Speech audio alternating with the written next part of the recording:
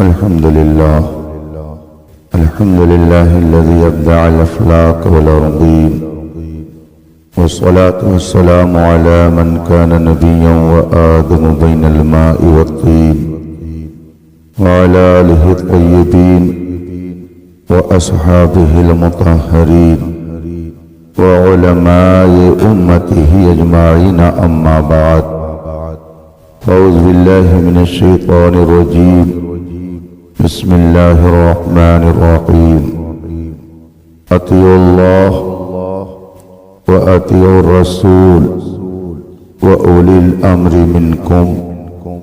صدق الله العظيم وصدق رسوله النبي الأمين الكريم، ونحن على ذلك لمن الشاهدين والشاكرين، والحمد لله رب العالمین. منبر پاک پر جلوہ فرما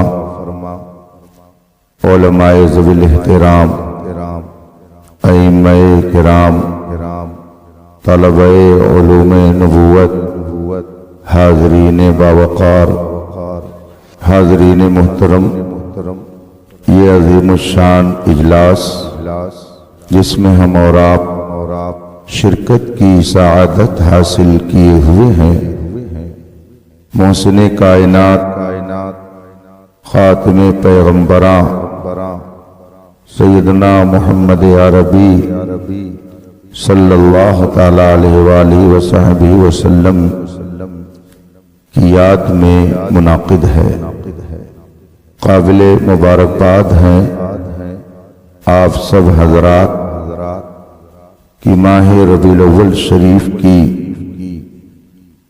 آمد کے موقع پر اپنے نبی کی بارگاہ میں غلامی کا ثبوت دیتے ہوئے محفلیں منعقد کر رہے ہیں اور اپنی محبتوں کی نظر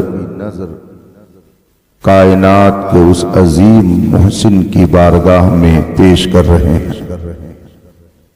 رب کائنات آپ سب کی اس جد و جہد کو شرف قبول عطا فرمائے اور زندگی کی آخری سانس تک نبی پر قربان ہونے کا جذبہ برقرار رکھے.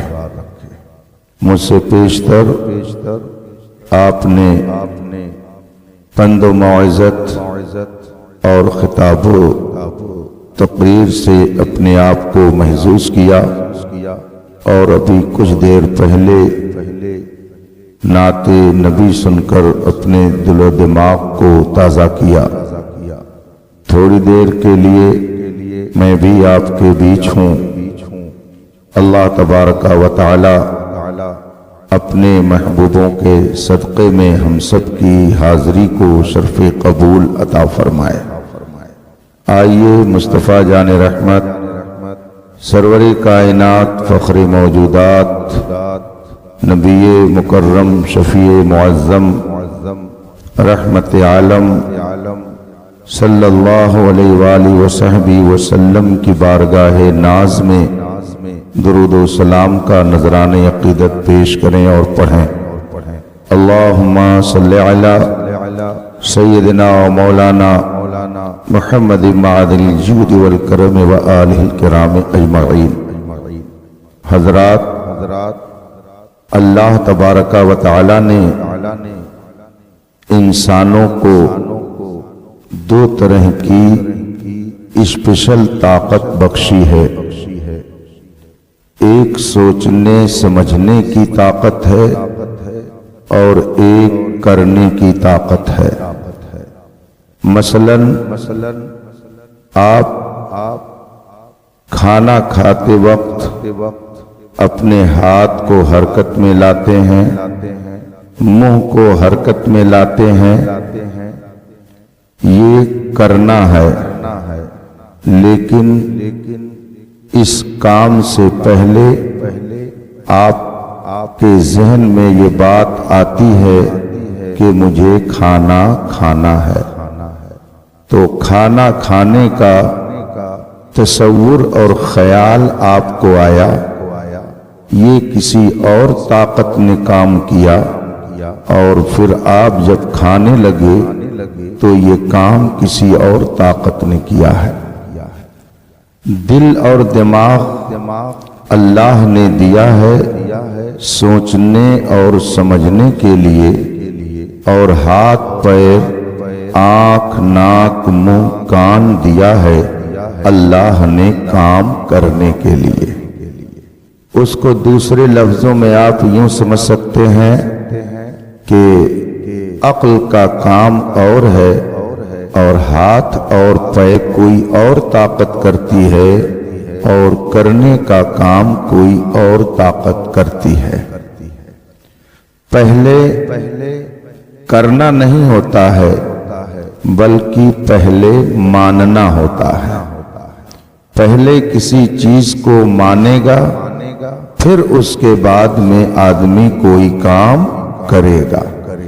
مثلاً آپ نے کسی عالم کو یہاں تقریر کرنے کے لیے فون کیا تو پہلے آپ مان چکے ہوں گے کہ وہ تقریر کرتے ہیں، اس کے بعد پھر آپ نے فون کیا تو فون کرنا یہ کام ہوا، اور ان کے بارے میں یہ سمجھ لینا کہ وہ تقریر کرتے ہیں یہ ماننا ہوا۔ ماننا پہلے ہوتا ہے اور کرنا بعد میں ہوتا ہے۔ اسی لیے جو بغیر مانے ہوئے کرتا ہے اس کے کرنے کا کوئی اعتبار نہیں ہوتا ہے۔ رسول پاک صلی اللہ علیہ وآلہ وصحبہ وسلم کے زمانے میں کچھ لوگ ایسے تھے کہ جو کرتے تو تھے مگر مانتے نہیں تھے۔ قرآن کریم نے ان کا ذکر فرمایا، چنانچہ ارشاد فرمایا گیا وَمِنَ النَّاسِ مَن يَقُولُ آمَنَّا بِاللَّهِ وَبِالْيَوْمِ الْآخِرِ وَمَا هُمْ بِمُؤْمِنِينَ۔ اے میرے محبوب، کچھ لوگ ایسے ہیں کہ جو یہ کہتے ہیں ہم اللہ پر ایمان لائے اور آخرت پر ایمان لائے، وَمَا هُمْ بِمُؤْمِنِينَ، مگر وہ مومن نہیں ہے۔ تو اب آخر وہ مومن کیوں نہیں ہے جبکہ وہ اللہ کو ماننے کا دعویٰ بھی کرتے ہیں؟ بلکہ ایک مقام پر فرمایا گیا اِذَا جَاءَكَ الْمُنَافِقُونَ قَالُوا نَشْهَدُ إِنَّكَ لَرَسُولُ اللَّهِ۔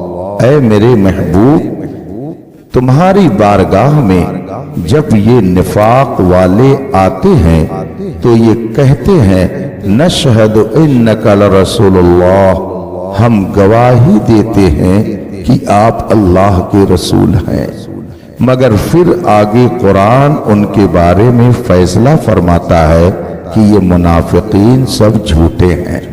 اس کا مطلب ہے کہ آدمی نے بغیر مانے اگر زبان سے کلمہ پڑھا، بغیر مانے اگر نماز پڑھی، بغیر مانے اگر روزہ رکھا، بغیر مانے اگر حج کیا، بغیر مانے ہوئے زکوٰۃ ادا کی تو رب کی بارگاہ نہیں ہے۔ سب سے پہلے ماننا ضروری ہے، اس کے بعد پھر کرنے کا معاملہ آتا ہے۔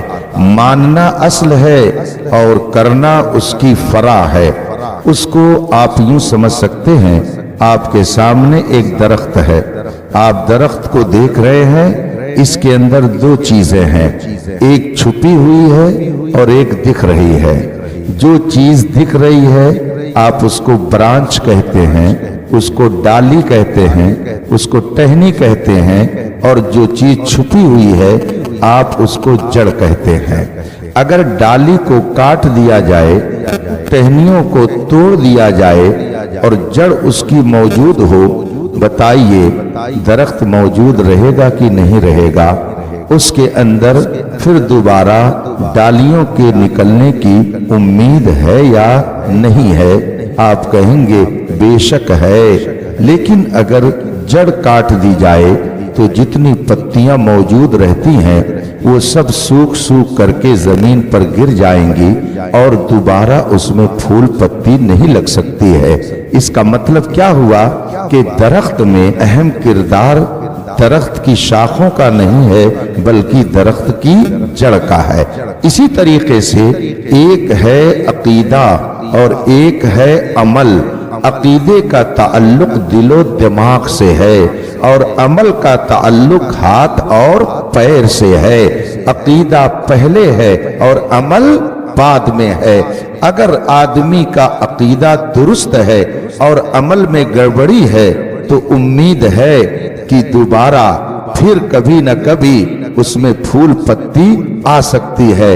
लेकिन अगर अकीदा गड़बड़ हो गया तो बज़ाहिर जितनी डाली दिख रही है एक दिन सब सूख करके नीचे आ जाएगी और उसका कोई नफा मिलने वाला नहीं है। बिल्कुल इसी तरीके से आप समझ लीजिए कि अगर आदमी का अकीदा दुरुस्त नहीं है तो वो चाहे एक नहीं 50 वक्त की नमाज पढ़े। अगर आदमी का अकीदा गड़बड़ है तो एक महीने का नहीं चाहे पूरे साल का रोजा रखे, उसके रोजे और नमाज की रब की बारगाह में कोई हैसियत नहीं है। और अगर अकीदा दुरुस्त है, आदमी के अकीदे में फसाद और फतूर नहीं है तो अमल अगर थोड़ा भी होगा तो कुरान फरमाता है फमन यअमल मिस्काल ज़र्रतिन खैरन यरा। आदमी अगर जर्रा बराबर भी नेकी रखता होगा, यानी अगर कमजोर से कमजोर ईमान वाला भी होगा तो इंशाअल्लाह उसका नतीजा वो अपने माथे की आंखों से देखेगा। और वो नतीजा क्या होगा कि कमजोर से कमजोर ईमान वाला भी जन्नत में दाखिल किया जाएगा। लेकिन अगर अकीदा दुरुस्त नहीं है तो दुनिया भर की नेकियां उसके दामन में बज़ाहिर हों लेकिन सब के सब क़यामत के दिन उसके मुंह पर मार दी जाएंगी।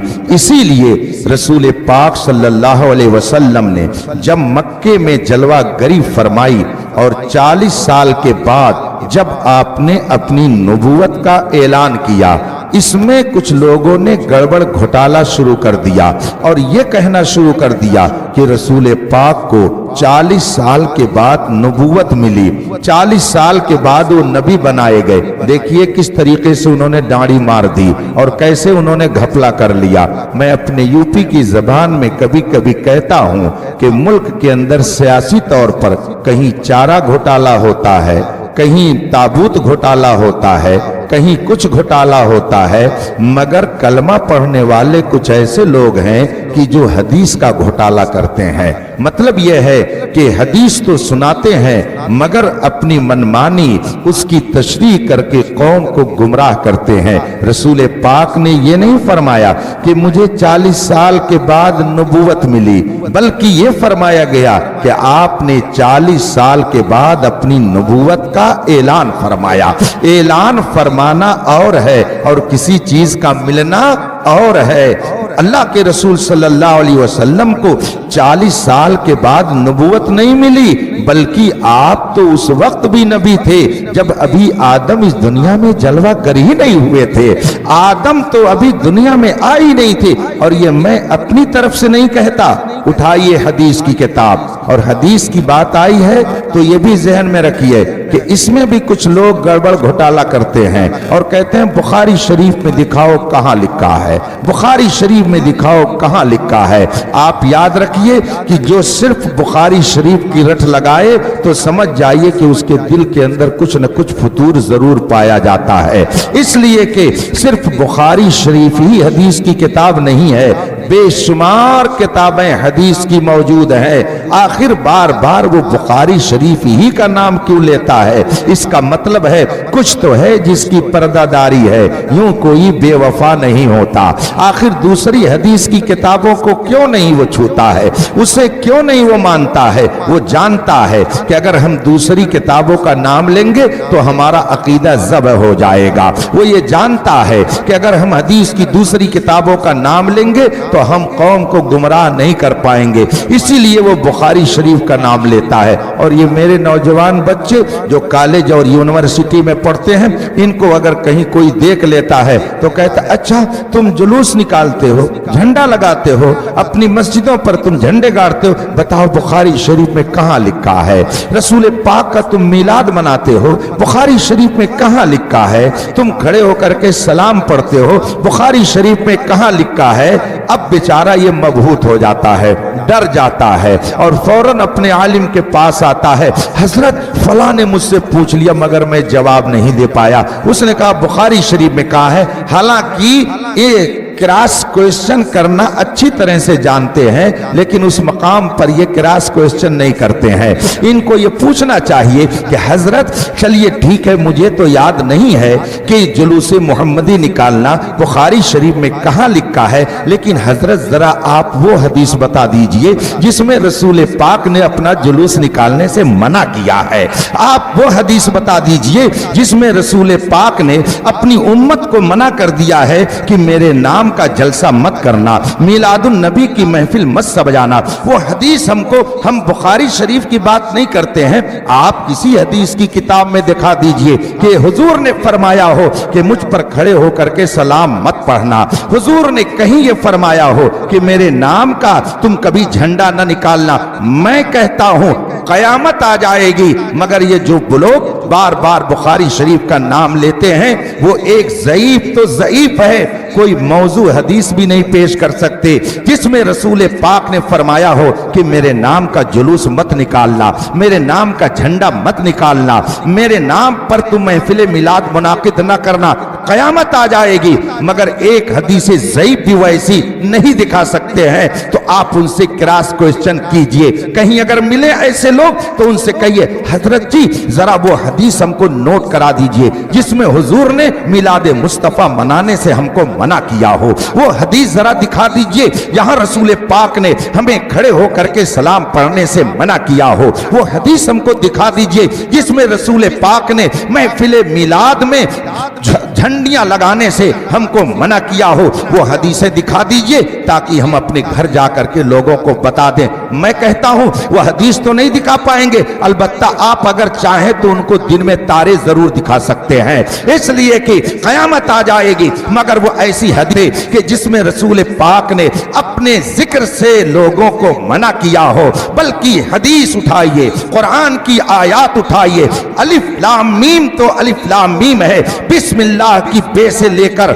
व नास की सीन तक अगर मोहब्बत की नजर से पढ़िए, तहकीक की नजर से पढ़िए, इश्क रिसालत की नजर से पढ़िए तो शायर का ये शेर आपकी जबान पर आ ही जाएगा कि बिस्मिल्लाह की बे से लेकर व नास की सीन तक ये सब के सब मेरे मुस्तफा का जिक्र है, रसूल पाक की अजमत का इजहार है। अलिफ लाम मीम की सूरह से लेकर के व नास की सूरत तक जिस भी कलमे को आप उठाइए, हर कलमे में नबी की अजमत का आपको जलवा नजर आएगा। लेकिन जो बेइश्क मोहम्मद पढ़ाते हैं बुखारी, आता है बुखार, उनको बुखारी नहीं आती। रफीकान मोहतरम, बुखारी शरीफ का जिक्र आ गया था, बात कहां से कहां पहुंच गई थी? बुखारी शरीफ का तस्करा मैंने आपके सामने कर दिया।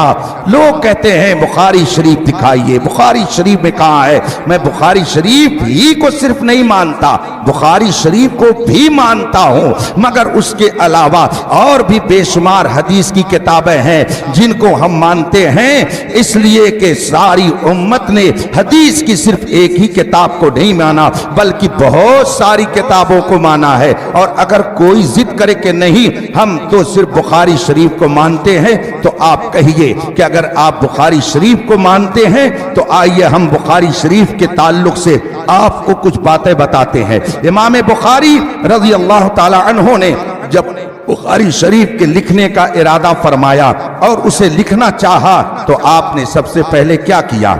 जब अपने वतन से हज के लिए मक्के मुकर्रमा तशरीफ ले गए तो आपने हज کے بعد سوچا کہ میرے ذہن میں، میری عقل میں، میرے دماغ میں، میرے دل میں جو بہت ساری رسول پاک کی حدیثیں موجود ہیں ان کو میں قلم بند کر دوں تاکہ آنے والے لوگ اس سے فائدہ اٹھائیں۔ آپ نے قلم لیا، کاغذ لیا، دوات لی اور پہنچ گئے مطاف میں۔ خانہ کعبہ کے سامنے حضرت امام بخاری جا کر بیٹھ گئے اور سوچا کہ لاؤ جو حدیث رسول مجھے یاد ہے میں اسے قلم بند کر دوں اور اسے کاپی پہ نوٹ کر دوں، مگر لکھنے سے پہلے خیال آیا بات کس کی لکھنے جا رہا ہوں، ارشاد کس کا نقل کرنے جا رہا ہوں؟ وہ محبوب جو ساری کائنات کا محبوب ہے، جس سے بہتر کسی کی بات نہیں ہو سکتی ہے، جو مسکرائے تو غمزدوں کے لیے راحت کا سامان بن جائے، جو محفل میں آئے تو اسے لالا زار بنا دے، جو گلیوں سے گزر جائے تو اسے معطر کر دے، جو باغ میں چلا جائے تو خزاں کو بہار میں تبدیل کر دے، ایسی عظیم ذات کی میں بات لکھنے جا رہا ہوں۔ ایسے نہیں لکھنا ہے۔ قلم رکھ دیا، کاغذ رکھ دیا، دوات رکھ دی، پہنچ گئے زمزم شریف کے پاس۔ آب زمزم سے آپ نے غسل فرمایا اور آنے کے بعد 2 رکعت آپ نے مقام ابراہیم کے پاس نماز پڑھی اور نماز پڑھنے کے بعد پھر ایک حدیث کو آپ نے قلم بند کیا اور اسے کاپی میں نوٹ کیا۔ اب جب دوسری حدیث لکھنا چاہتے ہیں تو پھر ذہن میں بات آتی ہے مصطفیٰ کی بات ہے، آقائے دو جہاں کا ارشاد ہے، اس کو لکھنے کے لیے ذرا اور اہتمام کر لیا جائے۔ اب دوسری حدیث لکھنی ہوئی تو پھر گئے زمزم شریف کے پاس اور پھر آپ نے غسل کیا اور اس کے بعد میں آ کر پھر آپ نے 2 رکعت نماز نفل مقام ابراہیم کے پاس پڑھی۔ اس طریقے سے امام بخاری نے پوری بخاری شریف کی ایک ایک حدیث کو قلم بند کیا ہے۔ اس طرح سے امام بخاری نے ایک ایک حدیث کو لکھا ہے۔ آئیے تمام ان لوگوں کو آپ جمع کر لیجئے جو بخاری شریف اور بخاری شریف کا نام لے کر کے قوم کو گمراہ کرتے ہیں، ان سے پوچھئے کہ ذرا ہم کو ایک حدیث ایسی دکھا دیجئے جس میں حضور نے یہ فرمایا ہو کہ میری حدیث لکھنے سے پہلے جا کر کے آب زمزم سے تم غسل کر لینا، میری حدیث کو لکھنے سے پہلے تم 2 رکعت نماز نفل مقام ابراہیم کے پاس پڑھ لینا۔ ایک بھی حدیث آپ کو نہیں ملے گی جس میں حضور نے فرمایا ہو کہ میری حدیث لکھنے سے پہلے یہ سب کرنا۔ آخر امام بخاری نے کیوں کیا؟ جبکہ حدیث میں موجود نہیں ہے تو امام بخاری نے ہر حدیث کو لکھنے سے پہلے کیوں آب زمزم کو استعمال کیا، کیوں 2 رکعت نماز نفل پڑھی؟ اس کا مطلب ہے ہر فعل کے لیے حدیث کو مت تلاش، تعظیم مصطفیٰ کے لیے اس خود اپنا راستہ متعین کر لیا کرتا ہے۔ نبی کی تعظیم کے لیے ہر بات پر دلیل کا مطالبہ مت کر۔ حضرت امام بخاری کے عمل کو دیکھ، کوئی ایسی حدیث نہیں ہے کہ جس میں رسول پاک نے یہ فرمایا ہو کہ میری حدیث لکھنے سے پہلے مقام ابراہیم پر 2 رکعت نماز پڑھنا، مگر امام بخاری نے نماز پڑھ کر حدیث لکھی تو قیامت تک کے مسلمانوں کو یہ بتا دیا کہ نبی کی تعظیم کے لیے دلیل کی ضرورت نہیں ہے، محبت خود اس کے لیے دلیل متعین کر۔ اور جب امام بخاری رضی اللہ تعالی عنہ نے رف تیار کر لیا، پوری فائل جب تیار ہو گئی تو مکہ شریف سے لے کر وہ مدینہ منورہ چلے۔ مکہ سے کہاں چلے؟ مدینہ منورہ چلے۔ کہاں چلے؟ مدینہ منورہ چلے۔ اس کا مطلب ہے کہ رسول پاک کے روضے پر جانا یہ بدعت اور ناجائز نہیں ہے، یہ امام بخاری کا طریقہ ہے۔ اب اگر کوئی بخاری شریف کا نام لیتا ہے تو اس سے کہو تمہارے مولوی ابن تیمیہ نے تو لکھا ہے کہ کسی مزار شریف پر جانا، بلکہ رسول پاک صلی اللہ علیہ وسلم کے روضہ اطہر کا نام لے کر اس نے لکھا ہے کہ روضہ رسول کی زیارت کو سفر کر کے جانا ناجائز و حرام ہے۔ بخاری شریف کی رٹ رکانے والوں سے جا کر کے آپ پوچھو کہ تمہارا پیر، تمہارا شیخ، تمہارا امام ابن تیمیہ تو لکھ رہا ہے کہ روضہ رسول پہ جانا حرام ہے اور تو بخاری شریف کی رٹ لگاتا ہے۔ اور امام بخاری نے جب اپنی پوری کتاب کا مسودہ تیار کر لیا، رف تیار کر لیا، تو فیر کرنے کے لیے وہ مکہ مکرمہ سے روضہ رسول پر جا رہے ہیں۔ اس کا مطلب ہے کہ اگر تم بخاری شریف کتاب کو مانتے ہو تو صرف زبان سے مانتے ہو، الحمدللہ ہم بخاری شریف کو دل سے مانتے ہیں۔ اسی لیے تو اعلیٰ حضرت نے فرمایا ہے کہ جب تم روضہ رسول پر جاؤ تو کس تصور سے جاؤ؟ حرم کی زمین اور قدم رکھ کے چلنا، ارے سر کا موقع ہے وہ جانے والے۔ امام بخاری رضی اللہ تعالیٰ عنہ مکہ مکرمہ سے مدینہ منورہ تشریف فرما ہوتے ہیں، اور پھر رسول کریم صلی اللہ علیہ وسلم کی بارگاہ میں حاضری کے بعد ان کا طریقہ کیا تھا؟ ایک حدیث کو پڑھتے تھے اور اس کے بعد میں مراقبے میں چلے جاتے تھے، سر جھکا لیتے تھے اور آنکھ بند کر لیتے تھے۔ کیا عقیدہ تھا امام بخاری کا کہ یہ حدیث رسول ہے، میں ذرا رسول پاک کو سنا دوں۔ اور یاد رکھیے یہ روضہ رسول پر جا کر کے امام بخاری نے کیا ہے، ایسا نہیں کہ رسول پاک اپنی ظاہری حیات کے ساتھ مسجد نبوی میں تشریف فرما تھے اور حضرت امام بخاری نے جا کر بیان کیا ہے، بلکہ روضہ رسول پر حضرت امام بخاری نے حاضری دے کر کے ایک حدیث سنائی اور پھر اللہ کے رسول کی بارگاہ میں عرض کہ یا رسول اللہ کیا آپ نے یہ فرمایا ہے؟ اور یہ کہہ کر کے آنکھ بند کر لی، سر کو جھکا لیا، دامن پھیلا دیا۔ اعلیٰ حضرت فرماتے ہیں لبوا ہیں، آنکھیں بند ہیں، پھیلی ہیں جھولیاں، کتنے مزے کی بھیک تیرے پاک در کی ہے۔ امام بخاری نے اپنے دامن کو پھیلا کر کے یہ بتا دیا، اے بخاری شریف کی رٹ لگانے والوں، اگر تم رسول پاک سے مانگنے کو شرک کہو گے تو تمہارا بخاری شریف کا نام لینا رب کی بارگاہ میں کبھی معتبر نہیں ہو سکتا ہے۔ آؤ اہل سنت کے دامن میں وابستہ ہو جاؤ، یہاں سے تم کو یہ سبق ملے گا کون دیتا ہے، دینے کو منہ چاہیے، دینے والا ہے سچا ہمارا نبی۔ سیدنا امام بخاری ایک حدیث پڑھ کر اور مراقبے میں چلے جاتے۔ بند کر دے اس لیے کہ بارش آ رہی ہے، بتائیے کیا ہو، جلدی سے بتائیے، اس لیے کہ تھوڑی دیر اور آپ ایسے بیٹھے رہیں گے، بیٹھے رہیے، درود شریف پڑھ لیجئے اور تصور کر لیجئے گنبد خضرا کا اور امام بخاری رضی اللہ تعالیٰ عنہ کا یہ عمل آپ اپنی نظروں کے سامنے رکھیے۔ امام بخاری رضی اللہ تعالیٰ عنہ ایک حدیث پیش کر دیتے اور پھر سر جھکا لیتے۔ حضرت سیدنا شیخ عبدالحق محدث دہلوی رضی اللہ تعالیٰ عنہ اپنی کتاب اشعۃ اللمعات شرح مشکات میں تحریر فرماتے ہیں کہ امام بخاری ایک حدیث روضہ رسول کی طرف متوجہ ہو کر سنا دیتے اور مراقبے میں چلے جاتے، اور وہ یہ سمجھتے کہ ابھی ادھر سے جواب آئے گا، ابھی رسول پاک کی طرف سے جواب آئے گا، اور جب جواب دل میں آ جاتا تب امام بخاری اس کو رف سے فیر کیا کرتے تھے۔ اس سے پتہ یہ چلا امام بخاری کا یہ عقیدہ نہیں تھا کہ نبی مر کر مٹی میں مل گئے، بلکہ امام بخاری کا عقیدہ وہ تھا جو بریلی کے رضا نے بتایا ہے، تو زندہ ہے واللہ، تو زندہ ہے واللہ، میری چشم عالم سے چھپ جانے والے۔ اور یہ بھی عقیدہ امام بخاری نے اپنا بتا دیا کہ نبی چاہے قبر انور کے اندر ہو یا باہر ہو، ان سے کوئی شے پوشیدہ نہیں ہے۔ تبھی تو اعلیٰ حضرت نے فرمایا دور و نزدیک کے سننے والے وہ کان، کان لالے کرامت پہ لاکھوں سے۔ سیدنا امام بخاری رضی اللہ تعالیٰ عنہ نے اس طریقے سے بخاری شریف کو جمع فرمایا۔ ترمذی شریف کا نام بھی آپ نے سنا ہوگا۔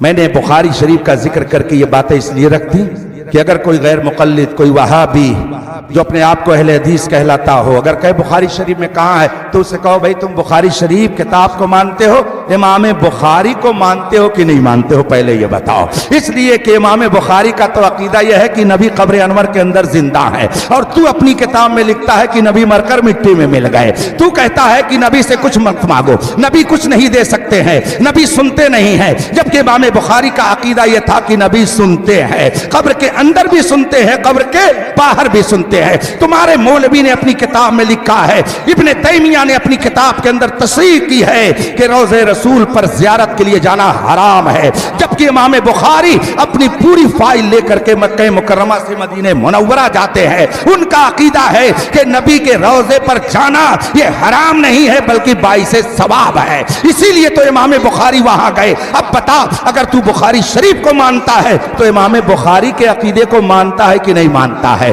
اس سے پہلے فوراً یہ سوال کیجئے، اور پھر بات آ گئی تو اور آگے سن لیجئے۔ تو میں اپنی گفتگو کو بڑی تیزی سے منزل تک پہنچا کر کے میں بھی اپنی منزل کی طرف روانہ ہونے والا ہوں۔ امام بخاری رضی اللہ تعالی عنہ کا جب انتقال ہوا، سبحان اللہ، جب وہ یہ دنیا سے گئے، خدمت حدیث کرتے ہوئے گئے، ان کا مزار مبارک کہاں پر ہے؟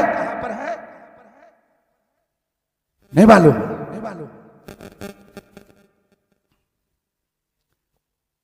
ان کا دیکھا، مشرق و مغرب کو دیکھا، مگر میں نے آپ جیسا کائنات میں کسی کو نہیں دیکھا۔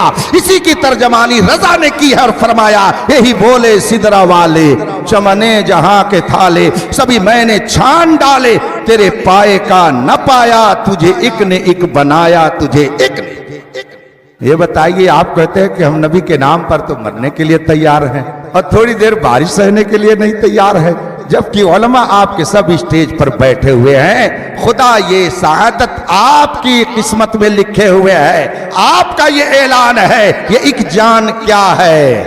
اگر ہو کروڑوں تیرے نام پہ سب کو وارا کروں میں۔ عقیدہ پہلے ہے اور عمل، جو شخص بغیر صحیح عقیدہ کے عمل کرے گا اس کے عمل کا کوئی اعتبار۔ ماننا پہلے ہے، کرنا آپ نے پہلے، جیسے قاری محی الدین صاحب نے پہلے مانا کہ اختر حسین قادری تقریر کرتا ہے، پھر اس کے بعد میں فون لگا کر کے بلایا، تو کرنا بعد میں ہوا، ماننا پہلے ہے۔ اس لیے پہلے نبی کو مان، پھر نماز پڑھ، پہلے رسول پاک کو مان، پھر روزہ رکھ، پہلے رسول پاک کو مان، پھر عبادت کر، تب تیری عبادت رب کی بارگاہ میں مقبول ہوگی، ورنہ ساری عبادتیں تیرے منہ پر مار دی جائیں گی۔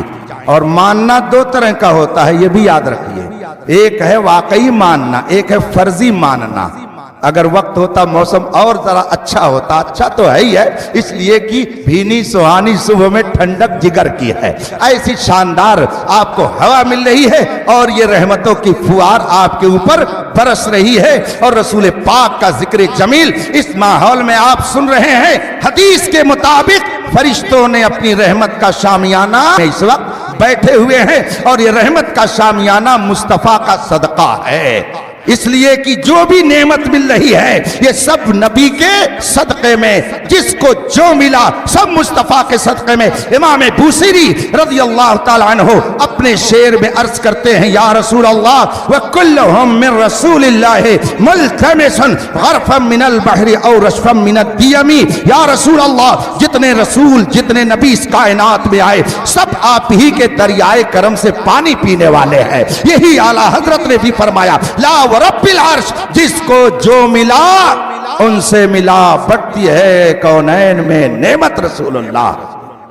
ماننا دو طرح سے ہوتا ہے، جو بات عرض کر رہا ہوں اس کو ذہن میں رکھیے گا، تاکہ کبھی کوئی وہابی، کوئی رافضی، کوئی مولائی نام نہاد اور کوئی اس زمانے کا صلح کلی بدعقیدہ آپ کو گمراہ نہ کر سکے۔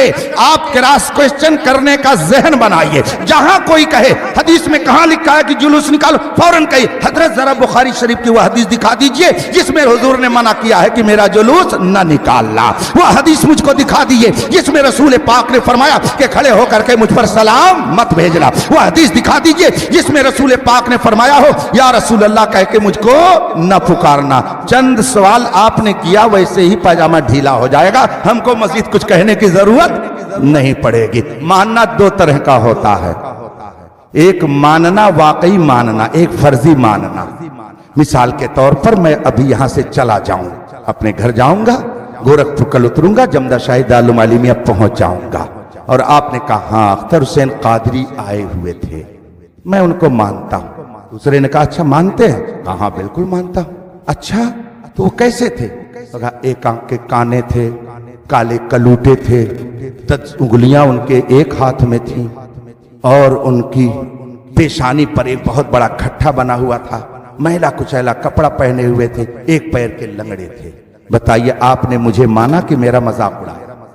مگر کہہ تو رہے نا آپ کی میں مانتا ہوں، مگر یہ ماننا حقیقت میں ماننا نہیں ہے بلکہ مذاق اڑانا ہے۔ اس کا مطلب کیا ہوا کہ جو جیسا ہو جب ویسا مانیں گے تب ماننا کہا جائے گا، اور اگر اس کے خلاف آپ کریں گے تو وہ ماننا نہیں ہے بلکہ وہ مذاق اڑانا ہے۔ ایک وہابی کہتا ہے ہم نبی کا کلمہ پڑھتے ہیں مگر نبی تو وہ ہیں کہ جن کو پیٹھ پیچھے کی بھی خبر نہیں ہے، نبی تو وہ ہیں کہ اگر ان کا خیال آ جائے تو ہماری نماز باطل ہو جائے گی۔ مانا نبی کو، مگر اس نے کہا حضور کے بعد بھی نبی آ سکتا ہے۔ مانا نبی کو، مگر اس نے کہا رسول پاک کو اللہ نے کوئی اختیار نہیں دیا تھا، وہ تو ایک مجبور محض تھے۔ مانا نبی کو، مگر کہا قیامت میں نبی کسی کی شفاعت نہیں کریں گے۔ آپ بتائیے وہ مان رہا ہے کہ نبی کا انکار کر رہا ہے؟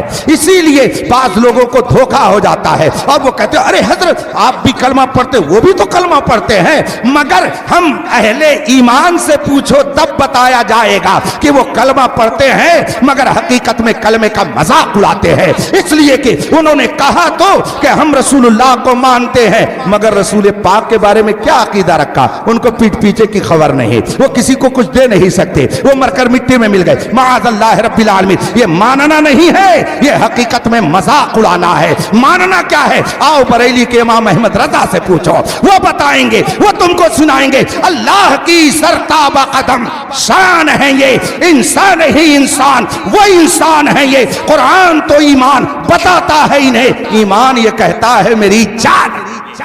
یہ ہے ماننا، اس کو ماننا کہتے ہیں۔ نمازیں پڑھ لینے سے ماننا سمجھ میں آ جائے گا، مسجدیں بنا لینے سے ماننا سمجھ میں آ جائے گا؟ نہیں نہیں، ماننا حقیقت میں اسی وقت کہا جائے گا کہ جس طریقے سے قرآن نے، حدیث نے نبی کو ماننے کے لیے ہمیں بتایا ہے۔ جب اس طرح سے مانا جائے گا تب ماننا معتبر ہوگا، ورنہ ماننے کا کوئی اعتبار۔ بات سمجھ میں آ رہی ہے نا؟ بس 2-4 منٹ اور دیں گے، میرا ٹائم ختم ہوتا جا رہا ہے، بڑی تیزی سے وقت گزر رہا ہے۔ عقیدہ پہلے ہے، عمل، اب عمل کی جب باری آئی تو عقیدے میں گھپلا کیا، عمل میں بھی گھپلا کر دیا۔ عقیدے میں گھپلا کیا کہ قرآن نے نبی کے بارے میں بتایا وما هو علی الغیب بضنین، نبی غیب کی بات بتانے پر بخیل نہیں ہے، یہ تو لوگوں کو غیب کی بات بتاتے رہتے ہیں۔ نبی کو اللہ نے قدرت والا بنا کے بھیجا ہے، انہیں مجبور بنا کر نہیں بھیجا ہے۔ اسی لیے تو چاند کو 2 ٹکڑے کر دیا، سورج کو واپس بلا دیا۔ ایک بدو عرابی دیہاتی جو ابھی مسلمان نہیں تھا آیا نبی کی بارگاہ میں، اور آنے کے بعد کہتا ہے میں نے سنا ہے کہ آپ نبوت اور رسالت کا دعویٰ کرتے ہیں۔ میرے آقا نے فرمایا بے شک میں اللہ کا نبی ہوں، بے شک اللہ نے مجھے رسول اور پیغمبر بنا کے بھیجا ہے۔ اس نے کہا تو کوئی دلیل آپ کے پاس ہے؟ میرے آقا نے ارشاد فرمایا کیا چاہتے ہو؟ کہا میں دلیل چاہتا ہوں۔ کہا کیسی دلیل چاہتے ہو؟ کہا یہ سامنے جو کھجوروں کا درخت ہے، اگر ان میں سے کوئی درخت اپنی جگہ سے چل کر آپ کے بلانے پر آپ کے پاس آ کے گواہی دے دے تو میں مان لوں گا کہ واقعی آپ اللہ کے نبی ہیں۔ گویا کافر بھی یہ جانتا ہے کہ جو نبی ہوتا ہے وہ مجبور نہیں ہوتا ہے، وہ مختار ہوتا ہے۔ ایک کافر بھی یہ عقیدہ رکھتا ہے کہ نبی دنیا میں عاجز بنا کر کے نہیں بھیجا جاتا ہے بلکہ وہ پاورفل بنا کر کے بھیجا جاتا۔ یہ کیسے کلمہ پڑھنے والے ہیں جو کہتے ہیں نبی کچھ نہیں دے سکتے ہیں، نبی کسی کی مدد نہیں کر سکتے، نبی تو اپنی بیٹی فاطمہ کی مدد نہیں کر سکتے۔ ارے ظالم، تو نے مصطفیٰ کا مقام نہیں سمجھا، تو نے رسول پاک کی عظمت نہیں سمجھی، تو نے میرے مصطفیٰ کی عزت و جلال کو نہیں سمجھا۔ مصطفیٰ وہ ہے کہ اگر اشارہ کر دے تو سمندر کا دھارا رک جائے، مصطفیٰ وہ ہے اگر اشارہ کر دے تو چاند کے ٹکڑے ہو جائے، سورج الٹے پاؤں پلٹے، چاند اشارے سے ہو چاک، اندھے نجدی دیکھ لے قدرت رسول اللہ۔ بدو نے کہا میرے آقا نے یہ نہیں فرمایا کہ یہ کام تو میں نہیں کر سکتا ہوں، درخت کو کیسے بلا سکتا ہوں، وہ اپنی جگہ سے تھوڑی آ سکتا ہے۔ نہیں، رسول پاک نے فرمایا کہ جاؤ اور وہاں درخت سے کہہ دو تم کو محمد عربی بلا رہے ہیں۔ اس کا مطلب یہ ہے کہ رسول پاک کا خود یہ عقیدہ تھا کہ میں مجبور نہیں ہوں، میں پاور فل ہوں، جس کو بلاؤں وہ آ جائے گا، اور جس کو اپنے در سے بھگا دوں تو کہیں اس کو پناہ نہیں ملے گی۔ تبھی تو اعلیٰ حضرت نے فرمایا جو تیرے در سے یار پھرتے ہیں در بدر یوں ہی خار۔ ہاں، بہت سارے لوگوں کو گھمنڈ ہے کہ ہم مکے میں رہتے ہیں، ہم مدینے میں رہتے ہیں۔ ارے مکے اور مدینے میں رہنے سے کیا ہوتا؟ 24 घंटा तुम खाने काबा में रहो, उससे क्या फर्क पड़ता? अबू जहल मक्के में रहता था कि नहीं रहता? अबू लहब मक्की था कि नहीं था? उतबा और शैबा मक्की थे कि नहीं थे? अब्दुल्ला इब्ने उबई मदनी था कि नहीं था? वलीद इब्ने मुगीरा मक्की था कि नहीं था? ये बड़े बड़े चुगादड़ी मुगादड़ी, ये बड़े बड़े गुरु घंटाल, ये बड़े बड़े दुश्मन रसूल, ये मक्की हैं, ये मदनी हैं। तो मक्की और मदनी होने से कुछ नहीं होता है। देख, अबू जहल मक्की है, उतबा शैबा मक्की हैं, अबू लहब मक्की है, मगर इनका मक्की होना काम नहीं आया। और हजरत बिलाल हबशी न मक्की हैं, न मदनी हैं, न हाशमी है, न कुरैशी है, न वहां अलवी है, न वहां सादात में से है। एक हबश के रहने वाले आम इंसान हैं, मगर मुस्तफा की मोहब्बत का जाम उन्होंने पी लिया तो 1400 साल हो गए। पूरी दुनिया में किसी कौम के पास मेरे बिलाल का कोई जवाब नहीं। इसीलिए तो इकबाल ने कहा है कि मोहम्मद से वफा तूने तो हम तेरे हैं, ये जहां चीज है क्या लौह कलम है। लिहाजा चाहे कोई मक्का में नमाज पढ़े, चाहे कोई मदीने में नमाज पढ़े, पहले ये देखा जाएगा कि ये मोहम्मदी है कि नहीं है। मक्की होना बाद में काम आएगा, मदनी होना बाद में काम आएगा। प्यारे हबीब को पुकार, प्यारे नबी का नाम ले, दामने मुस्तफा में आ पाए रसूल, तो पहले तुम रसूल पाक के वफादार बनो, फिर नमाज पढ़ो। और नमाज पढ़ोगे तो कैसे पढ़ोगे? नमाज पढ़ोगे तो कैसे पढ़ोगे? रसूल पाक ने फरमाया, किससे फरमाया? अपने सहाबा से फरमाया, सल्लू कमा रअयतुमूनी वसल्ली, तुम कैसे नमाज पढ़ो? मुझे देखो, जैसे मैं नमाज पढ़ूं वैसे तुम भी नमाज पढ़ो। मुझे देखो। अब सहाबा नमाज में हैं और ऐसे देख ले रहे हैं, फिर नमाज में है, फिर देख ले रहे हैं, फिर नमाज में है, फिर देख रहे हैं। वहां भी अपनी किताब में लिखता है कि नबी का ख्याल नमाज में आना बैल और गधे के ख्याल से भी बुरा है। अरे जालिम, तूने यह अकीदा कहां से ला करके लिख दिया कि नबी का ख्याल नमाज में आए तो नमाज नहीं होगी? यहां ख्याल की बात करता है, रसूल पाक का जलवा नजरों के सामने है, हालत नमाज में है और नमाज में है और रसूल को देख रहे हैं, रसूल पाक की इक्तदा कर रहे हैं। जब देखने से नमाज मुकम्मल होती है तो सिर्फ ख्याल लाने से नमाज बातिल कैसे हो जाएगी? इसलिए मानना पड़ेगा तेरा अकीदा कुछ और है, हम अहले सुन्नत का अकीदा कुछ और। सल्लू कमा रअयतुमूनी वसल्ली, मुझको जैसे देखो नमाज पढ़ते हो वैसे नमाज पढ़ो, ये रसूल पाक ने फरमाया। अब रसूल पाक को सहाबा ने कैसे देखा? इन लोगों ने उसमें भी गड़बड़ घोटाला शुरू कर दिया, उसमें भी गड़बड़ घोटाला शुरू कर दिया। हजरत सैयदना अब्दुल्ला इब्ने मसऊद रज़ियल्लाहु ताला अन्हु जलीलुल कद्र सहाबी हैं, मुज्तहिद हैं, फकीह हैं, मुफ्ती हैं। सहाबे किराम में सब एक दर्जे के नहीं थे। अल्लाह के रसूल सल्लल्लाहु अलैहि वसल्लम ने स्पेशलिस्ट का काम किया। स्पेशलाइजेशन का जमाना है। ये डॉक्टर है तो नाक का, ये डॉक्टर है तो कान का, ये डॉक्टर है तो पेट का। आज लोगों के जहन में ये बात आई है कि तखस्सुस होना चाहिए, स्पेशलिस्ट होना चाहिए, मगर मेरे रसूल ने 1400 साल पहले ये शोभा खोल दिया था। चुनांचे हजरत अबू हुरैरा को इल्मे हदीस का स्पेशलिस्ट बना दिया, वो अमीरुल मोमिनीन फिल आलम फिल हदीस हो गए।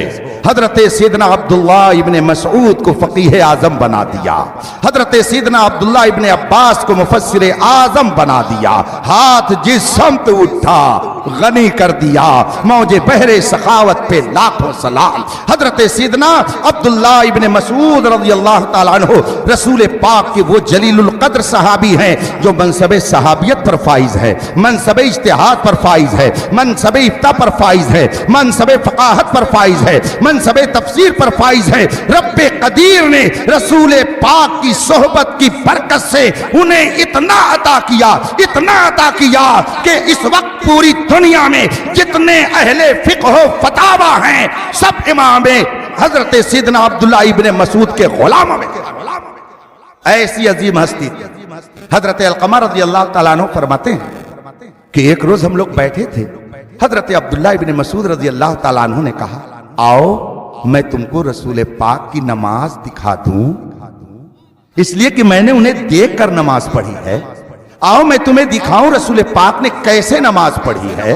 फिर सब लोग मुतवज्जे हो गए, कहा हाँ दिखाओ। हजरत अब्दुल्ला इब्ने मसूद रज़ियल्लाहु ताला अन्हु फरमाते हैं کہ آؤ میں تمہیں دکھاتا ہوں۔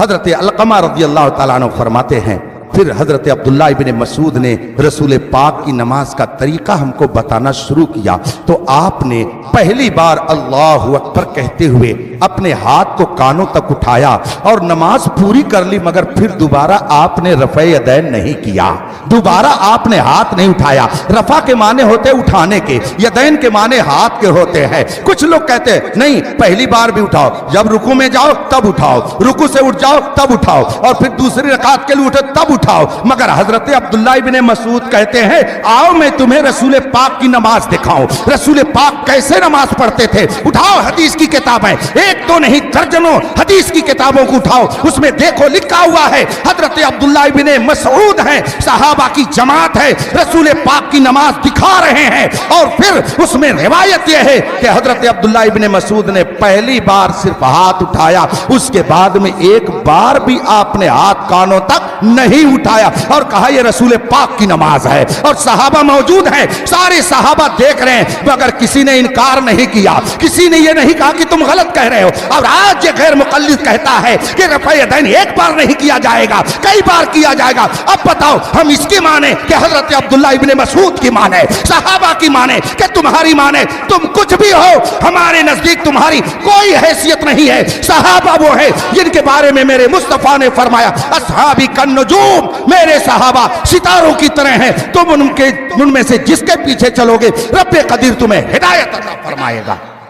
اس لیے جو لوگ اس جھگڑے میں پڑے نا ان کا کان پکڑ کر کے اختر حسین قادری کے حوالے کر دو، اور نہ میں دکھا دوں کہ کل کے رضا ہے خنجرے خونخوار برقبار، آدھا سے کہہ دو خیر منائے نا۔ ہاں، چار مسئلہ یاد ہے، آمین بالجہر ہونا چاہیے، رفع یدین ہونا چاہیے، مقتدی کو بھی امام کے پیچھے نماز پڑھنا چاہیے۔ ان کو بلاؤ میرے سامنے جو لوگ یہ کہتے ہیں، اور ان سے کہیے حضرت بتائیے وضو میں کیا فرض ہے؟ وضو میں کیا فرض ہے؟ آپ ہی لوگ بتا دیں، 4 فرض ہیں۔ ان سے بھی پوچھ لیجئے گا کل اگر کوئی مل جائے، مگر ان سے آپ لوگ سلام کلام مت کیجئے گا۔ ہاں، یہ سانپ ہیں ڈس لیتے ہیں، بچھو ہیں کاٹ لیتے ہیں، نہ جانا حضرت زاہد کے تسبیح و مصلی پر بڑے چلتے ہوئے حضرت ان کو ہم سمجھتے ہیں، اس لیے آپ لوگ ان کو نہیں سمجھ پائیں گے۔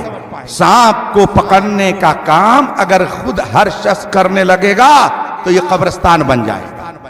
سانپ کے منہ کو ہر شخص پکڑنے کی جرات جو منتر جانتا ہے وہی پکڑتا ہے، منتر ہم لوگ جانتے ہیں، ہم منتر جانتے ہیں۔ دیکھا نہیں آپ نے ایک کتنا بک بک کر رہا تھا، کس طرح سے وہ لوگوں کو پریشان کر رہا تھا، لیکن جب آ گیا جاننے والے کے سامنے تو ایسا منہ پکڑ کر کے رگڑ دیا کہ دماغ صحیح ہو گیا۔ پوری دنیا میں رب نے ایسا ذلیل کر دیا کہ لوگ عبرت حاصل کر رہے ہیں کہ جو صحابہ کا گستاخ ہوتا ہے وہ یہاں بھی ذلیل ہوتا ہے۔